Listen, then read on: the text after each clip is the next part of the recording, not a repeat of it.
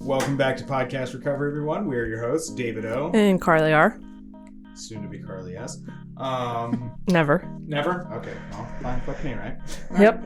Today we are joined by our very special guest, Stephaine. How are you doing today? I'm really good. I am. Fantastic. And where are you from, Stephaine? I am from Philadelphia, Pennsylvania. Nice. And when were you first introduced to recovery? Well, honestly, it's always been in my life. My dad was in recovery, so since I was little. But for myself, I would say somewhere around probably like 2014. Okay. And how long have you been clean? I've been clean for 5 years. Congratulations. Thank you. We're recording this in January 23rd, and you just celebrated On 2 weeks ago. Yep, on the 6th. Congratulations. Thank you. All right. Well, with all that out of the way, we're going to turn it over to you. Share your story with us, so take it away. Okay, so, Stephanie, addict. And I came up in a Irish Catholic household. I feel like that's always important to say. Drinking was a staple. You're a ginger. I mean, it's a safe bet. But, it was a thing. So, kegs at first birthdays. You know what I mean? Like, that's our culture. So, that's what I came up in. Big family. I have 4. They're technically half siblings, but you can't say that to them. They don't like that. They have a different father than I do. My dad's side is the real Irish, one of 9, always together every weekend, always a party, somebody's birthday. I had a good childhood. It came with chaos because of all the drinking and whatnot, but good. I was loved, My dad was in active addiction, so he did his best. Which took me a long time to get to, but he did his best with what he was given. And my mom was not an addict, so I had a balance, kind of like 2 different worlds almost. But they had a weird relationship. They remained friends through my childhood, so that I had both of them in my life, even though they weren't together. It was hard for my mom because my dad was a maniac. But she did her best to let him be a part of my life. And it was pretty good. I always do share that, when I was young, I was 4, I think, when it started. I was sexually abused by one of my older cousins, and I kept that to myself for a very, very long time. And I share it now because it shaped my mindset, So he was a bit older than me. He knew what he was doing wasn't right. My dad actually lived with them. My dad was the uncle or whatever that hopped from couch to couch because he could never keep enough money in his pocket to stay somewhere permanently.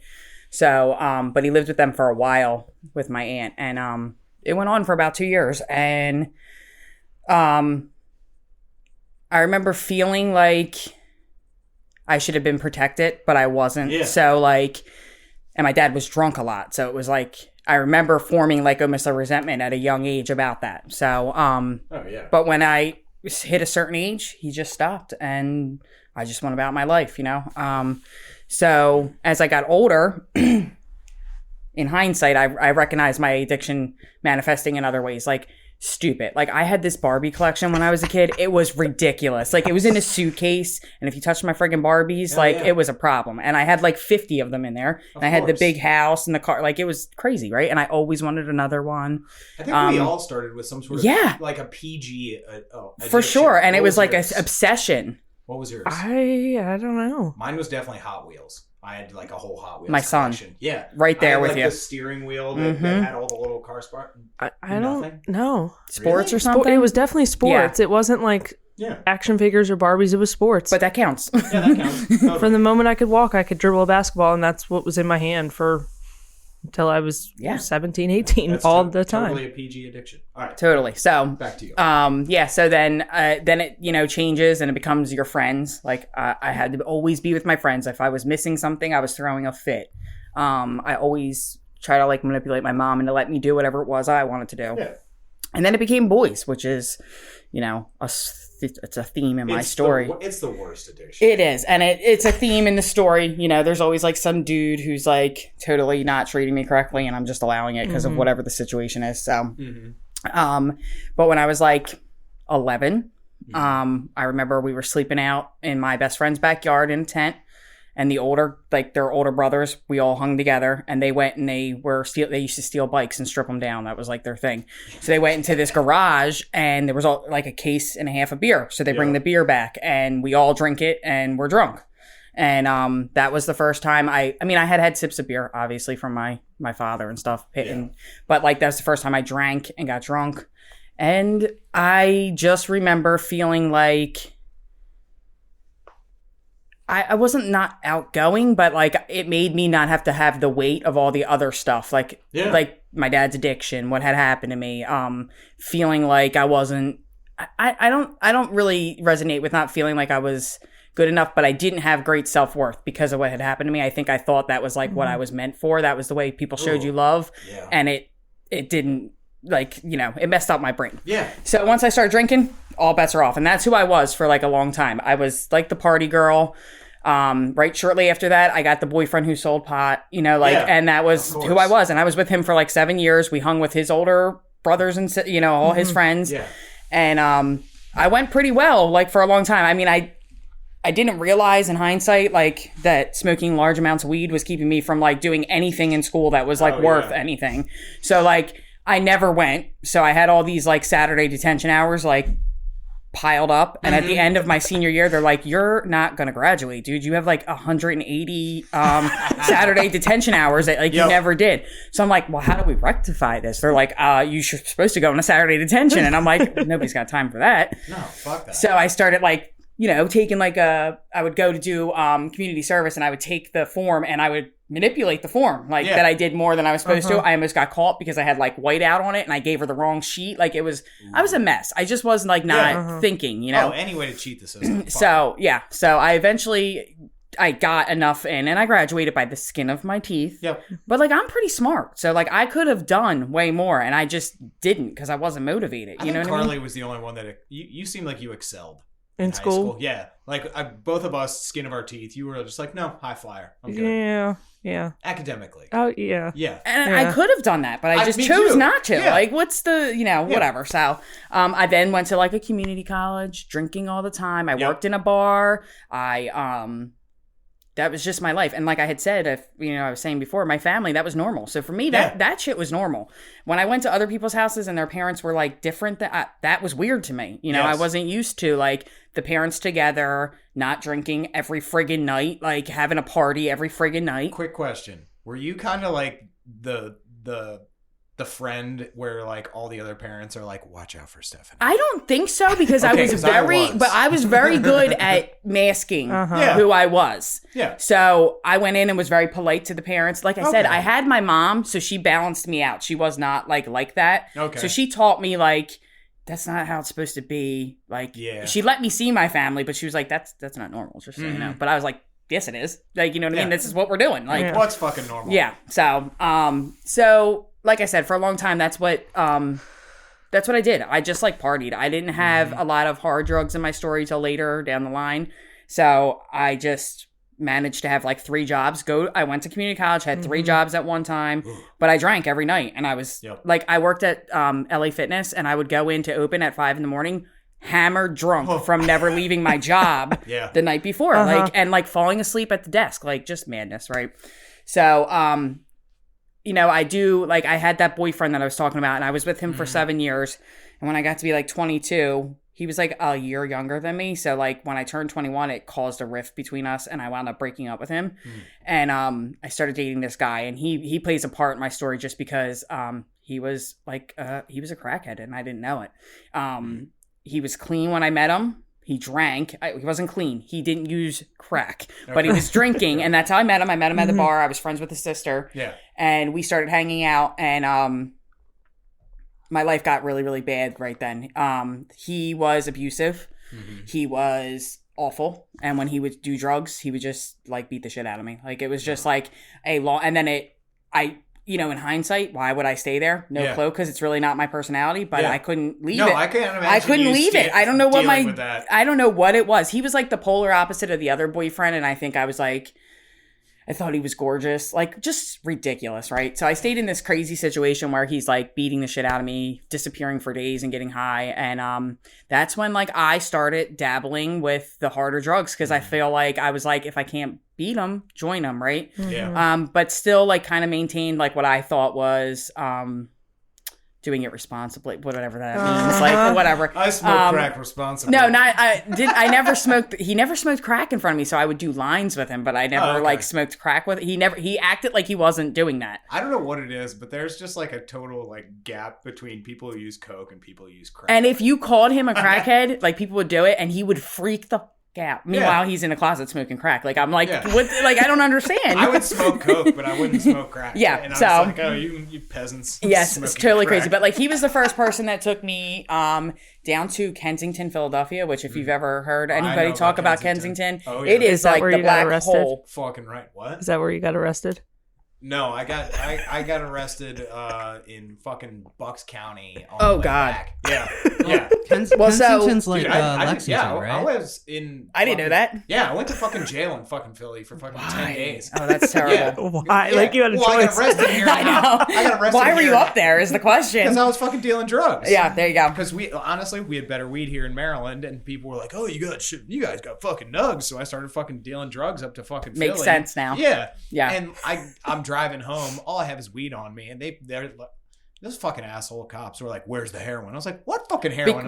They was like, "This is the heroin highway. Did you know that?" In their defense, Kensington is like 100%. He was right, but I was like, I didn't fucking know that, and I'm a skinny piece of shit. And they were like, "Well, you have the heroin body." I was like, "Well, that's rude." Yeah, that is rude. Yeah. So then, 6 months later, I get picked up in Howard County, and they're like, "You have a detainer in the state of Pennsylvania." I was like, "What the fuck does that mean?" They're like, "Well, we have to hold you until they come and get you." And I was like, God. "Fuck my life." Were you in Bucks County Prison?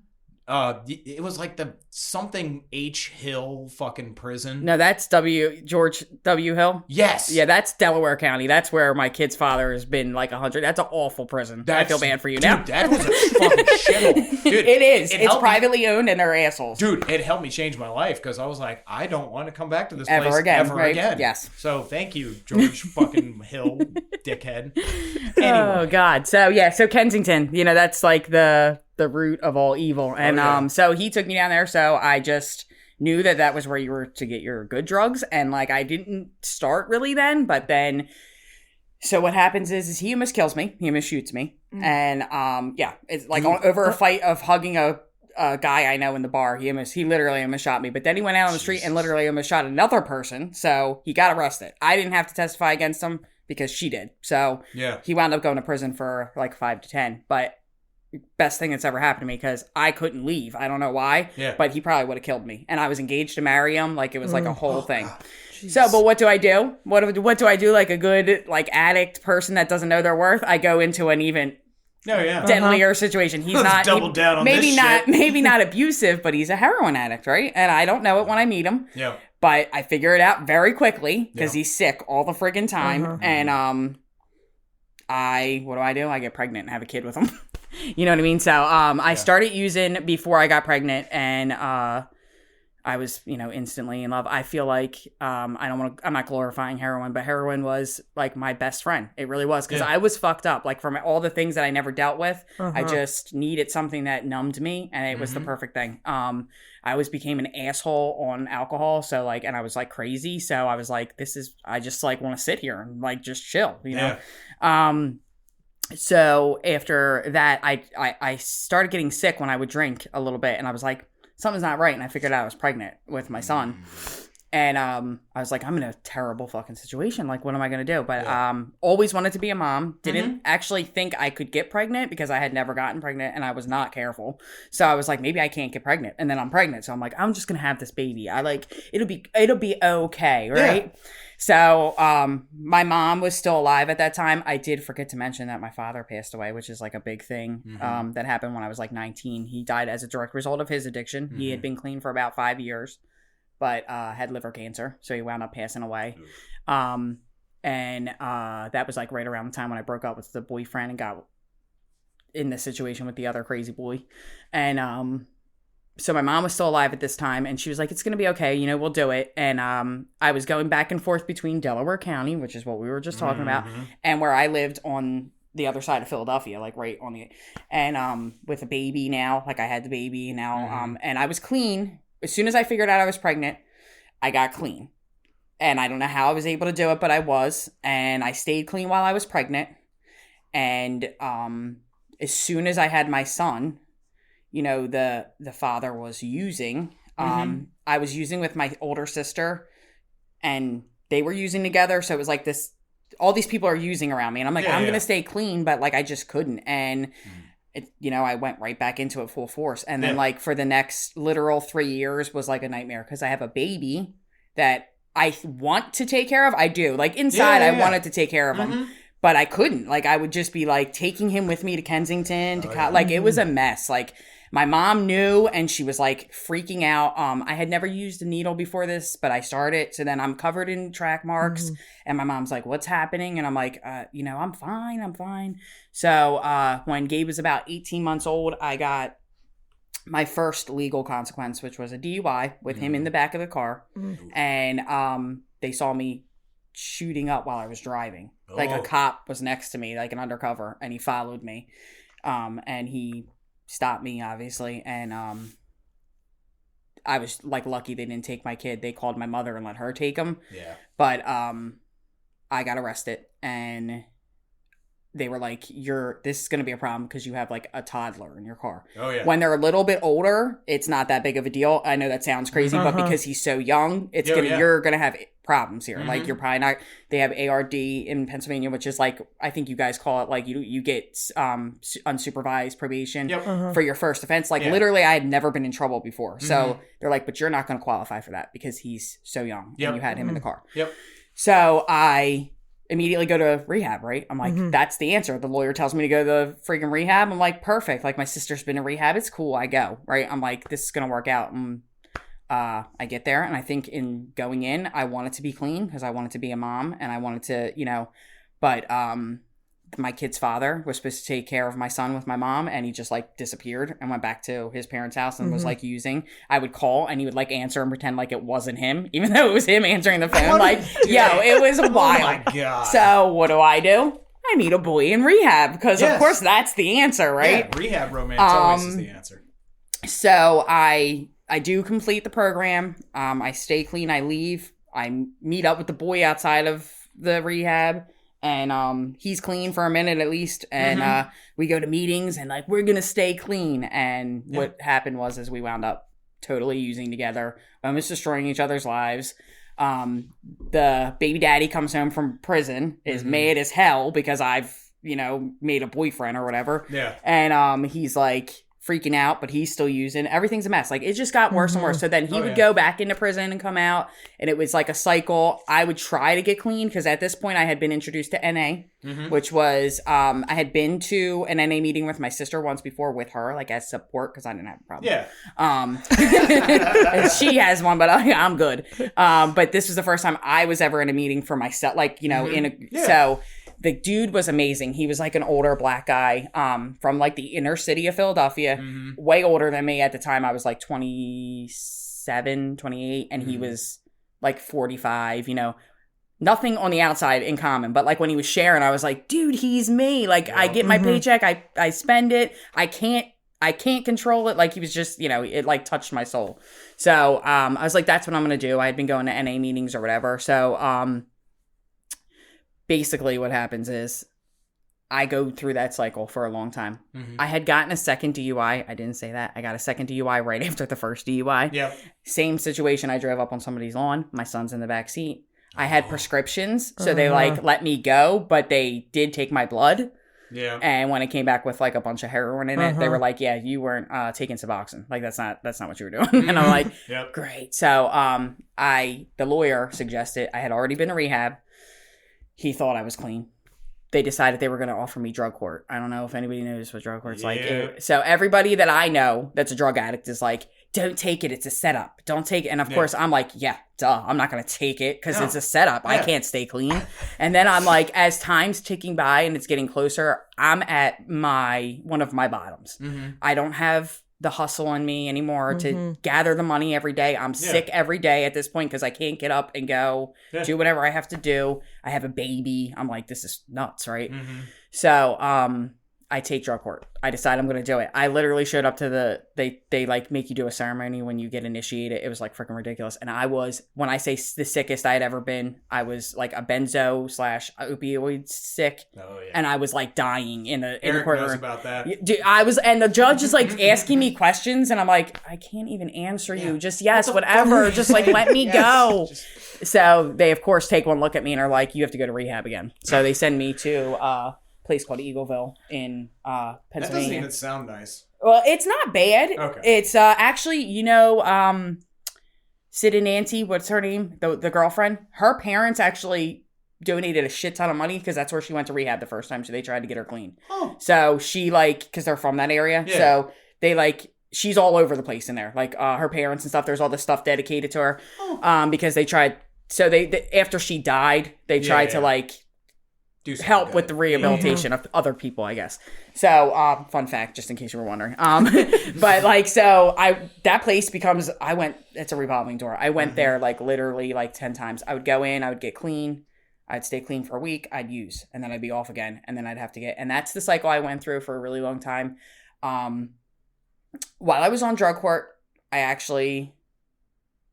what happened was they sent me to rehab and then they sent me to long-term treatment after they were like, she can't stay clean and she's got this kid, so they send me to Gadenzia, which is it's like boot camp, if I'm being honest, seriously. So they send me to a women and children's program in the sticks, and it was beautiful, but it was hard. You weren't allowed to leave. I was there for 8 months.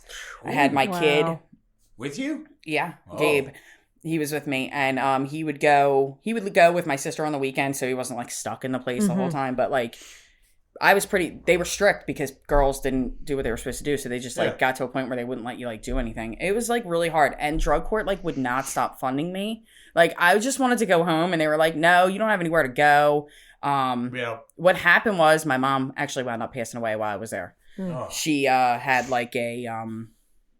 a septic issue and she wound up dying. She was, she had lung issues. So it was overnight. But I didn't have anywhere to go after that. I lived with her, most of the time. So that's what happened. They were like, you don't have anywhere to go and we're not putting you back on the street and we'll just keep paying for you to stay here until they figure it out. So what happened was somebody eventually, put me in for a transitional housing through them. And it was an apartment and I would be there with my kid. I wound up getting pregnant with my daughter. Yep. On a pass, which I wasn't not supposed to be doing what I was doing. Yeah.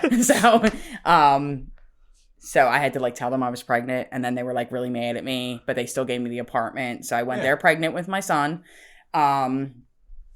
Did drug court. I would waddle my fat pregnant butt to the I was huge, and it was July. It was friggin' ridiculous because I didn't drive. So I would go there to do my urines because they do that urine wheel where they just randomly call you. I did pretty well. It just took me a long time to get through it because I was pregnant. And they were actually kind of lenient with me because I was pregnant. But they would come to me sometimes. My probation officer was really cool. But one time they called me on a Saturday and I missed it. So I wound up getting sanctioned. That happened to me twice. Once after I had my daughter, I had to go in there while I was breastfeeding.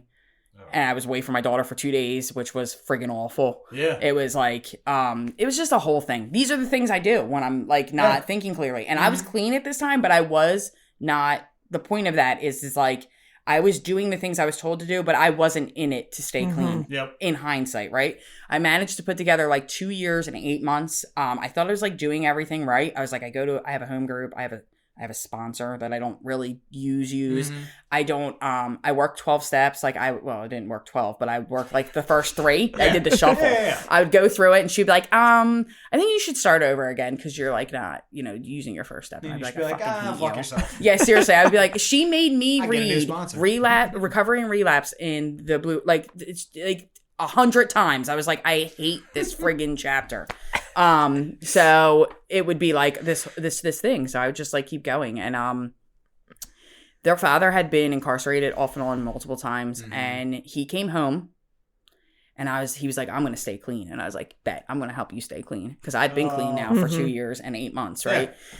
So I get him into this like recovery house. I'm paying his rent. I'm in my apartment. Totally preoccupied with what he's doing. I put him in front of everything I had gained, right? Like, I just stopped going to meetings the way I would normally. Not altogether, but like not the way I would normally. Yeah. I was like totally stuck on whatever it was he was or wasn't doing. And he was using, you know. Like, he came to the house one time. I found you know, remnants of heroin in my bathroom. It was like a bag. And he's like, that must have come in on my shoe. And I'm like, oh, why didn't I think of that? I've lived here for like 4 years and like never brought in a bag on my shoe. Of course you would bring in a bag on your shoe. That's convenient. Like, you know, like stupid stuff. But I just let him keep doing it. And what happened was, when my desire to use, because I was not utilizing the tools I had gotten from recovery, became great enough and the opportunity was there, I used. I chose to use, you know.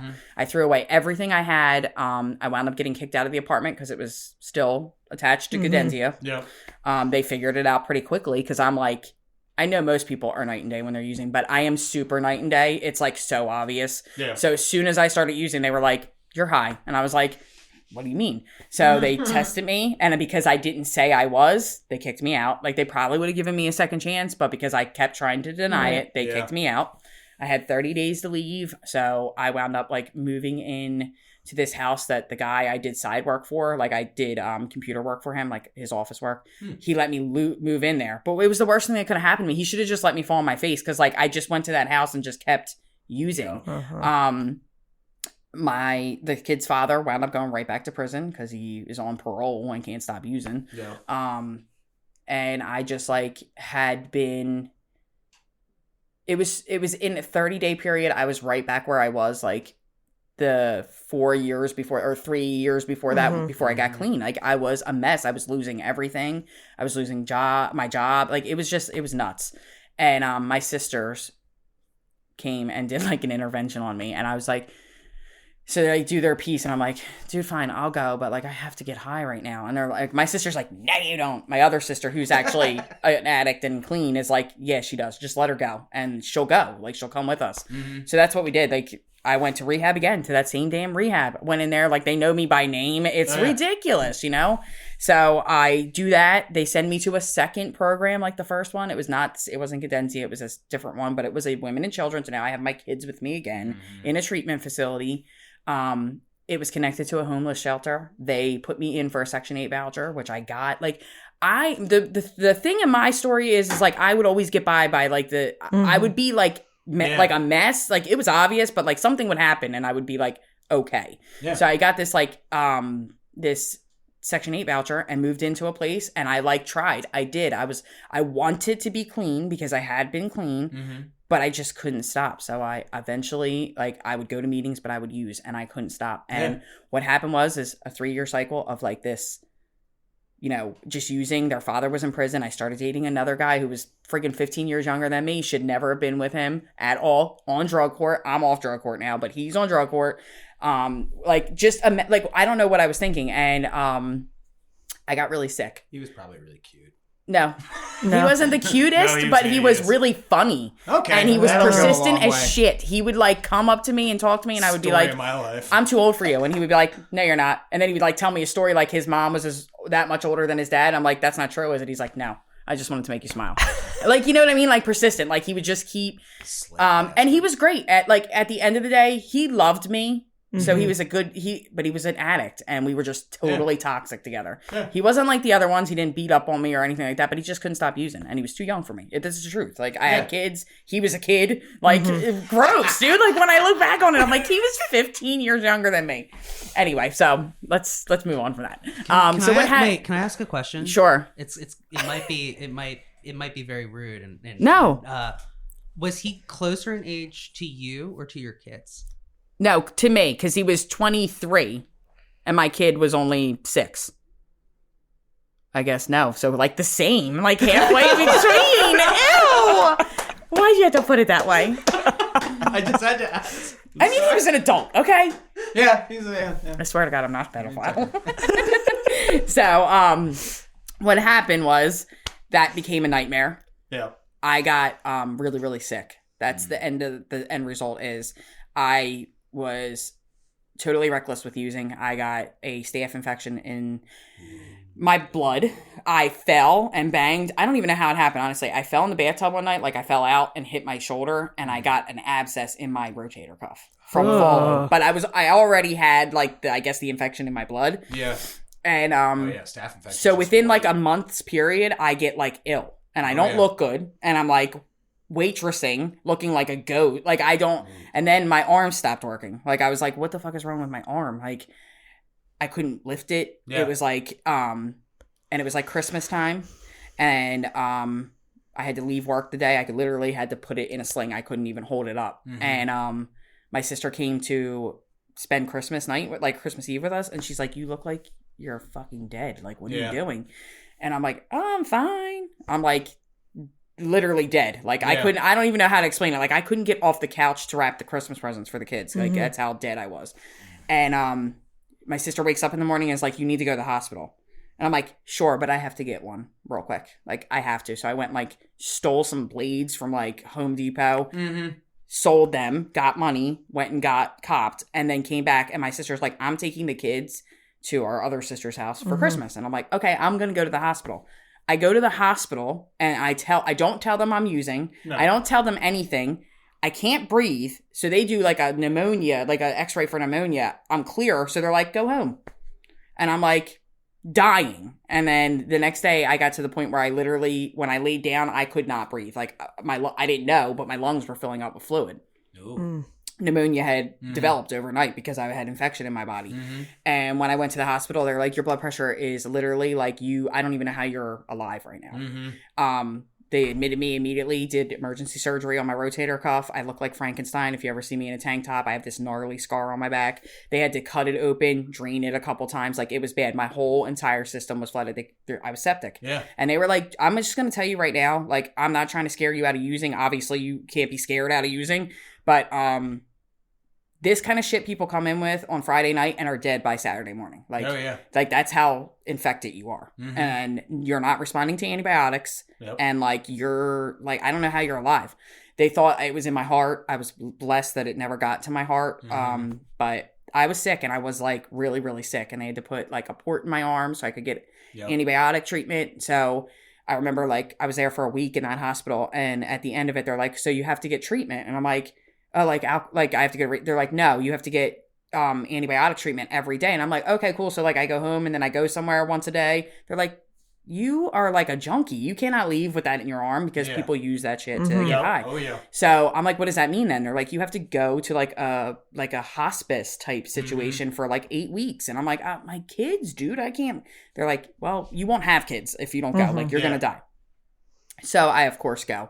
Where do they send me? Freaking Kensington, Philadelphia, to Kensington Hospital, which is like a hole in the wall. Like it's basically like a holding facility for people like that have those types of treatment. It's not a hospital, but it does have a detox unit on the first floor, which was a blessing in hindsight. Like I was able to go to a meeting every day while I was there because there was no like, it wasn't a rehab. So it was like no therapy of any kind. I was just being held there and watching TV.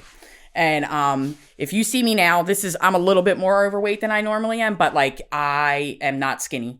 I was 115 pounds. Like I looked like I don't know if you remember what I looked like when I first came in. I was all head. I couldn't eat. I was sick. I was like really, really ill. Yeah. And I just share that like when I was there, I had this experience where I got there and I wanted to shower, and I went into the shower and I fell on the ground because I had no strength. I hadn't showered in a week by myself.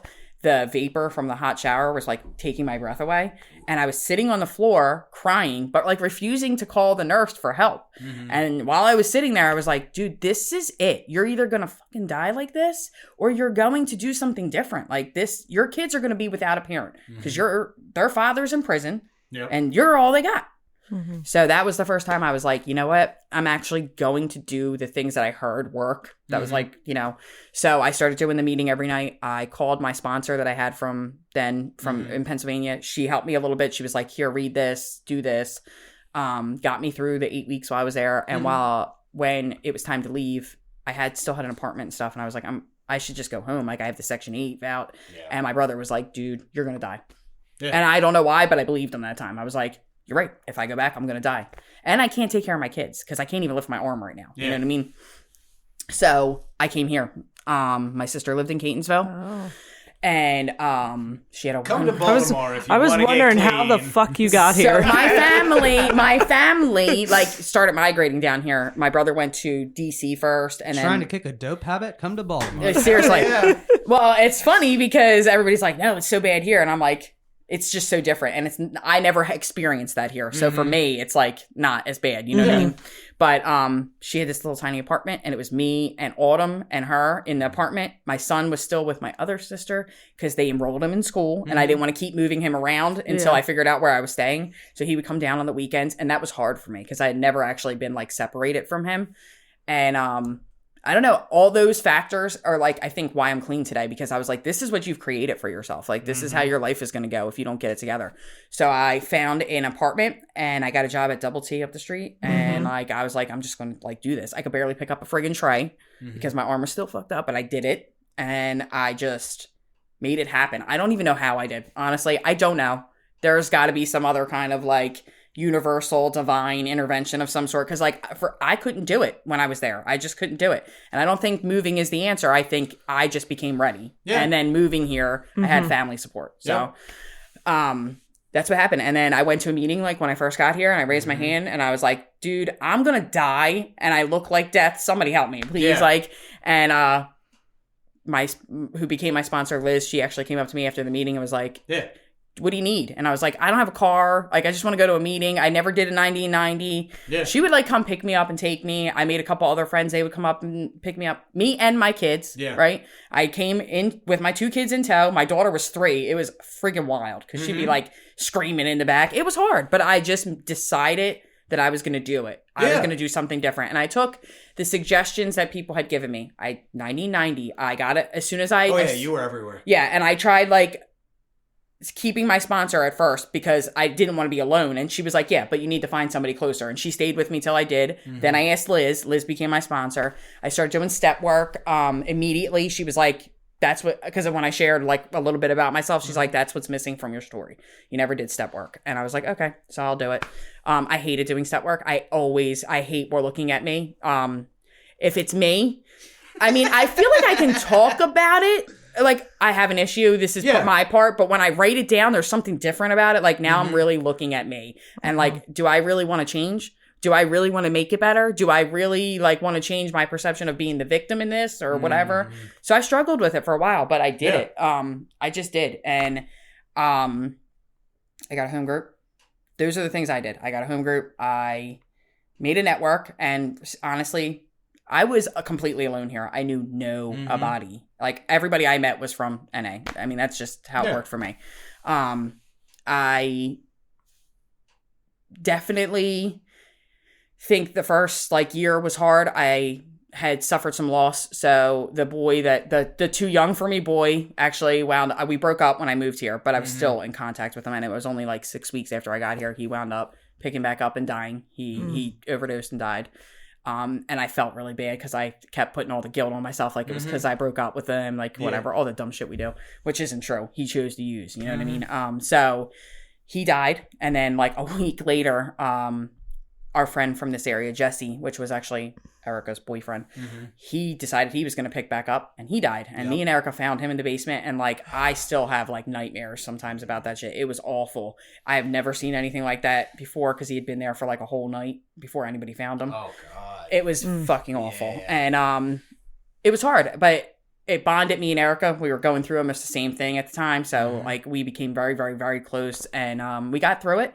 That's my thing. Like, I had never made it through stuff and not used. Like, I was like, holy shit, I can actually like stay clean. Like, stuff happens and you can stay clean. You don't have to be high. You know what I mean? So, I got into service. I was overly in the service because I'm a good addict, right? So like, you tell me to go get a service position and I'm going to get like 5. It was ridiculous. I was like, I'm doing too much. I'm going to like kill myself. Yeah. My kids were still really young then, so it wasn't that hard because they weren't doing much like soccer and stuff like I am today.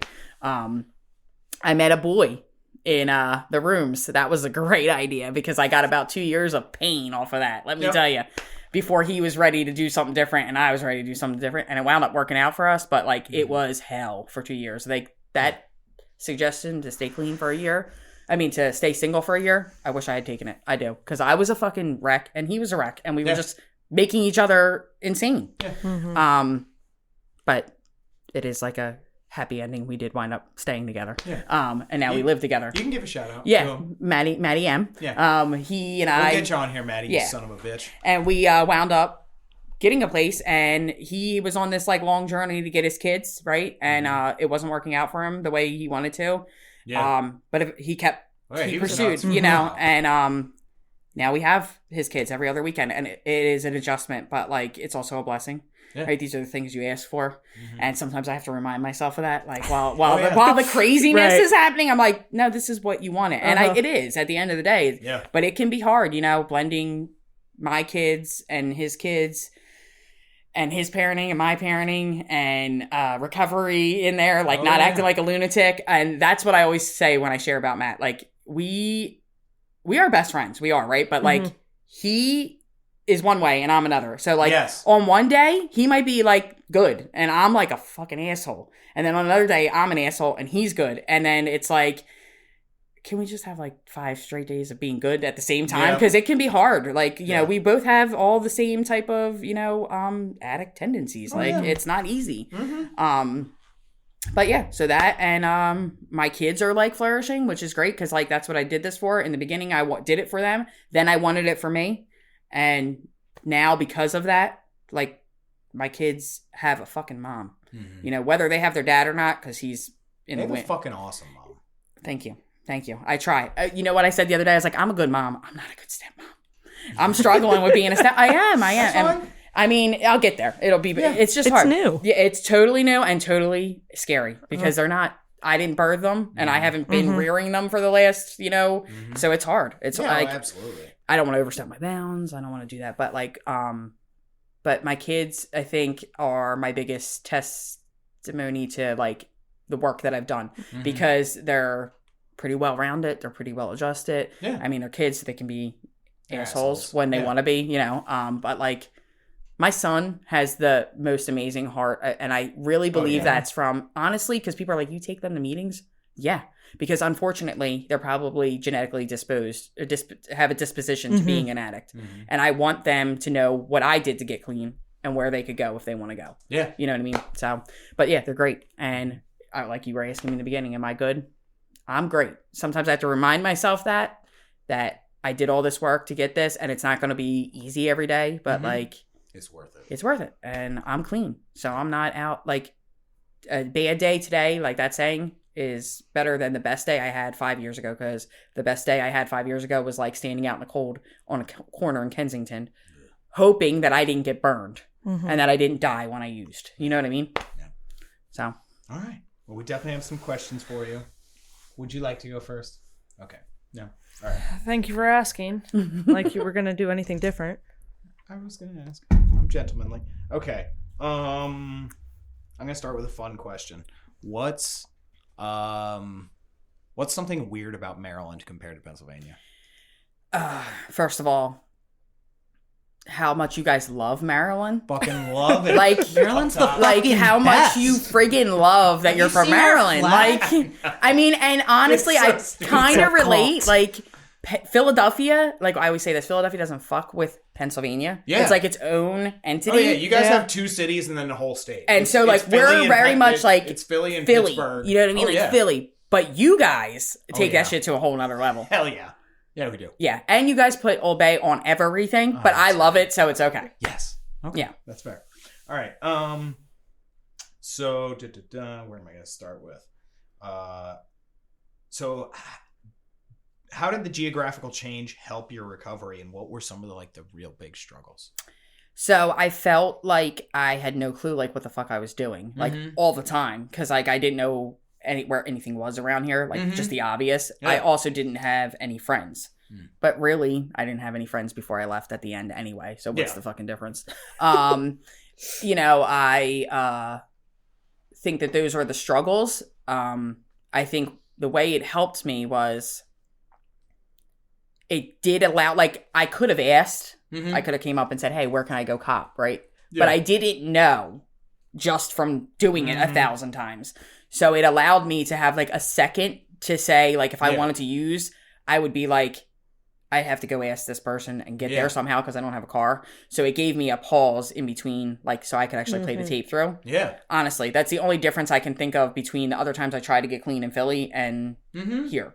Yeah. You're but just a I fish also, out of water. yeah, so I just didn't know where the fuck I was or what was going on. And then my family was here. So obviously I had support from my siblings. Both my parents are gone, like I said, but my sisters are like 2 mother hens. So I had that. You know what I mean? That was the difference. Yeah. Irish Catholic girls, mother hens. Totally. Interesting. All right. Carla, what you got? So you talked a lot about the balance that your mom provided. Do you think that balance kind of hurt you in a way because it helped you maintain your using for so long? Fuck yeah. And she was an enabler, if I'm being 100% honest. Yeah. Out of what she thought was love. You know, she had 3 kids that were in active addiction at one point. By the time she got to me, I think she was just fucking tired. If that makes sense. So she knew if she fought me too much, I was just going to do it anyway. I think she thought she was keeping me safe by letting me stay there. Yeah. That's when I'm using. Prior to that, when she's raising me, it gave me this illusion that, like I said, that's normal, but this is normal too. So I knew how to blend myself in more, if that makes sense. Yeah. So I could be a total train wreck, but like actually make myself seem like I wasn't. Like I actually had drug dealers at one point be like, you don't belong here. And I'd be like, oh, I fucking belong here. You just don't know it because I made myself look like I don't fucking belong here. You know what I mean? Like, and You that's seem like you could do that too. yeah. I mean, that's why I asked. I could not yeah, and it's the truth. Like because I covered it up for so long, Yeah. doing what I knew, like you said, using responsibly, if that's a thing. But yeah, it's like I used to call it responsibly irresponsible. Absolutely. Ooh. That's exactly what it is. And I think that's a great title, Eric. Write it down. write it down. I think even like before, so it became obvious when I started using dope, right? It's obvious, but I was a full-blown alcoholic long before that. Long before that.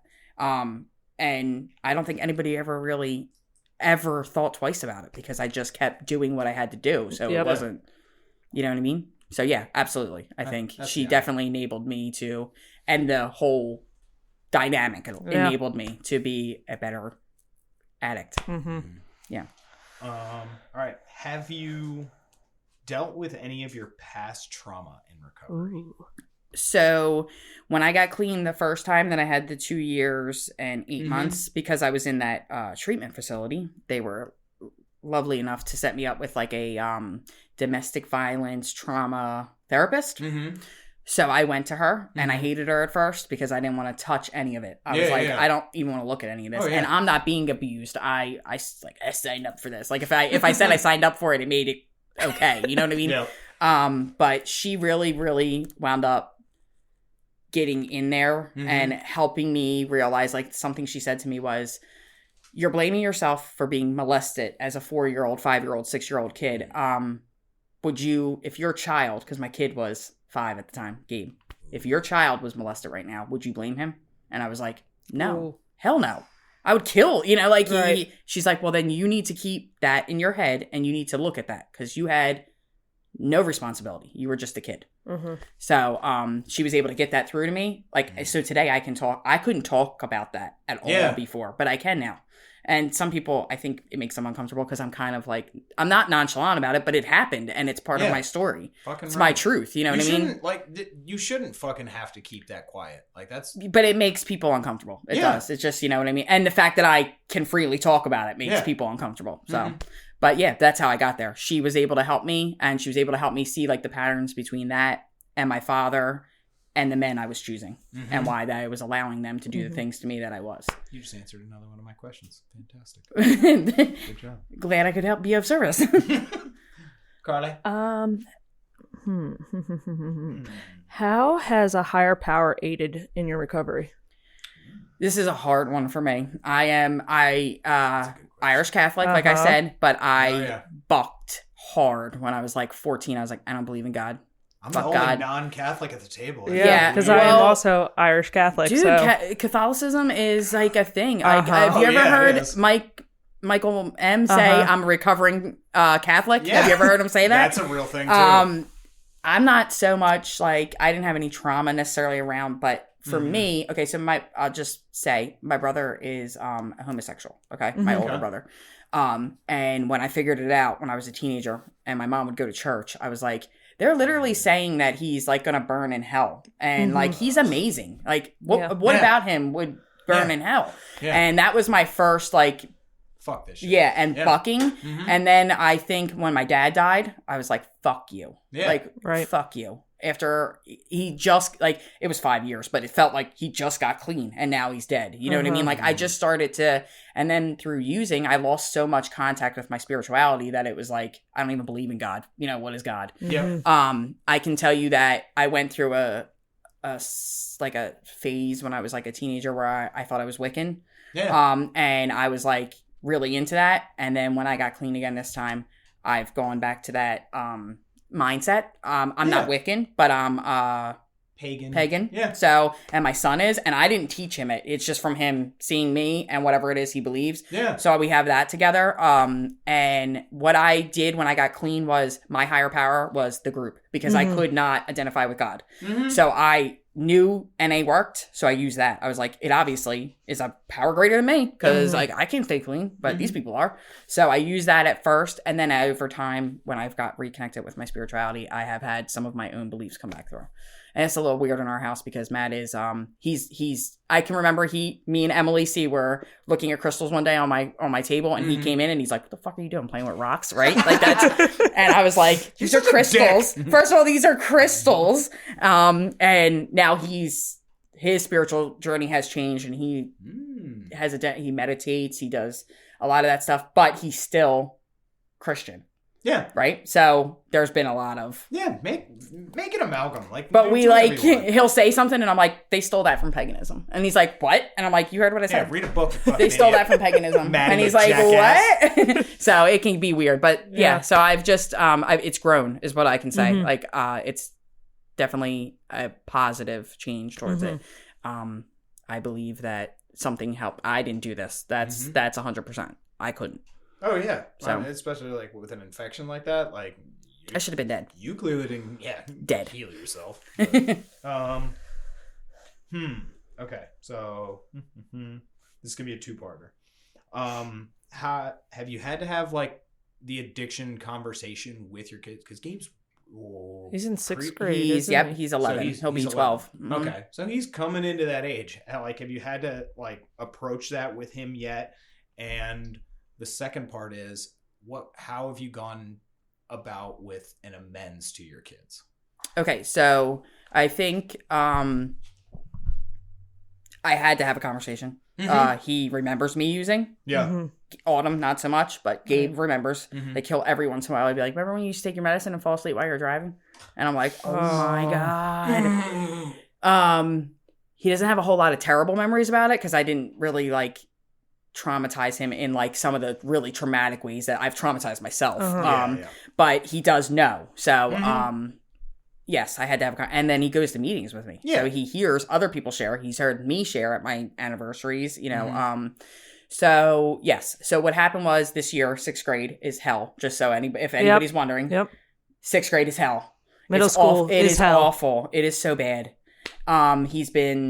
He's such a good kid, never really had any issues, been picked on a little bit already, but he's pretty slick, so he was able to get himself out of it. But he's like an old soul. But I saw some Snapchats from girls that were a little racy for me for a 6th grader. And I was like, I have to talk with him. Like, I have to talk to him about sex, and I have to talk to him about drugs, because that's what's coming next. You know what I mean? So I did. I sat him down, and he's such a cool kid. Like, he wasn't even weird with me, which was amazing. I told him, if you have to ask me anything, if you have any questions you feel uncomfortable asking me with, you can ask Matt. Like, if you want to talk to a man, you know, Matt knows we're having this conversation. But I told him, I was like, I'm just going to let you know right now, like, you are probably genetically, you know, you could become an addict. So when it comes time to make the decision about drinking or using, I'm not going to tell you that you can never do it. I'm not I'm just not going to do that. But I'm going to tell you that you got to know that there's always consequences with everything. And you remember what mommy was like. You know, and I didn't start out like that. I started out like a kid who was just trying to have a good time. Yeah. So, yeah, that's like what I did with him. Autumn's not, I don't think, old enough yet, but she does know because she's been to meetings with me. She's had, you know, I don't hide it from them. If something happens in a movie and they're asking me questions, I answer them. Yeah. And